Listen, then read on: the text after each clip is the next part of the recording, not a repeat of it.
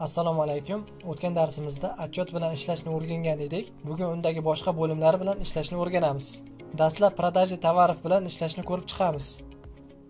Bu oynada ma'lum vaqt oralig'ida sotilgan tovarlar hamda ularning umumiy miqdori va summasini nazorat qilib turish mumkin bo'ladi. Buning uchun dastlab o'zimizga kerakli vaqtni belgilab olamiz, so'ngra показать tugmasini bosamiz. Mana bizga shu vaqt oralig'ida sotilgan tovarlar bo'yicha ro'yxat chiqarildi. Bu yerni ham oldingi darsdagi kabi sortirovka qilishimiz, guruhlashimiz yoki filtrlashimiz mumkin bo'ladi.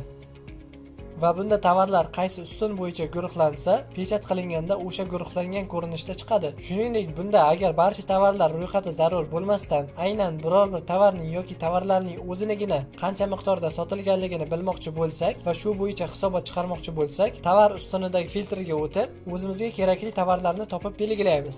Masalan, Coca-Cola hamda somsa. So'ngra pechat tugmasini bosganimizda aynan filtrlagan tovarlarimiz ro'yxati chiqariladi. Shuningdek, oynaning pastki o'ng burchagida sotilgan tovarlarning jami summasi turadi. Endi esa движение tovarov bilan ishlashni ko'rib chiqamiz.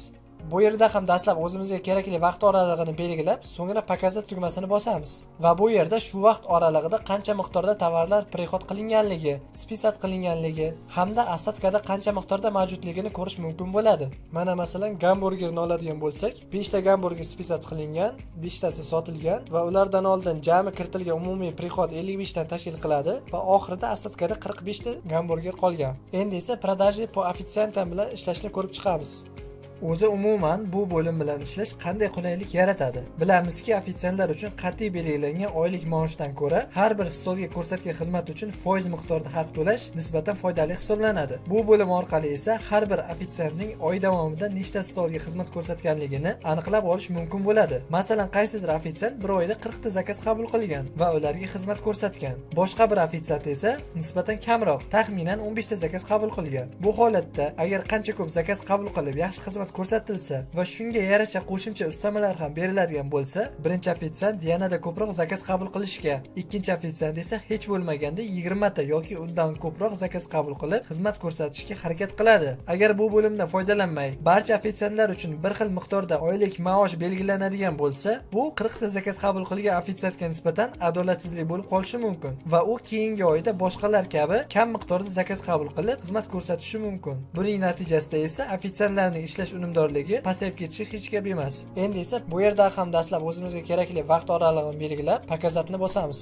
Va bunda shu vaqt oralig'ida qaysi foydalanuvchi qancha miqdorda zakaz qabul qilganligi hamda ushbu zakaz umumiy zakaz miqdorining necha foizini tashkil etishini, umumiy summa qanchaligi va uning jami summa ichidagi foizi hamda to'lov bo'yicha chek va har bir foydalanuvchi ushbu zakaz bo'yicha xizmat ko'rsatganligi uchun qancha miqdorda обслуживание qo'shilishi kiritib o'tilgan.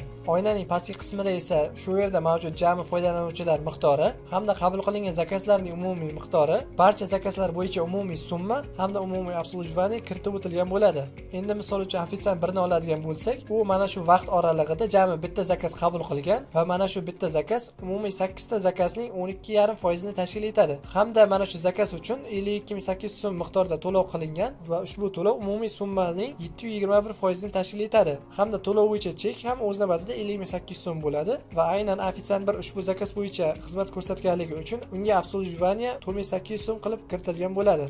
Bugungi darslarimiz shulardan iborat edi. E'tiboringiz uchun rahmat.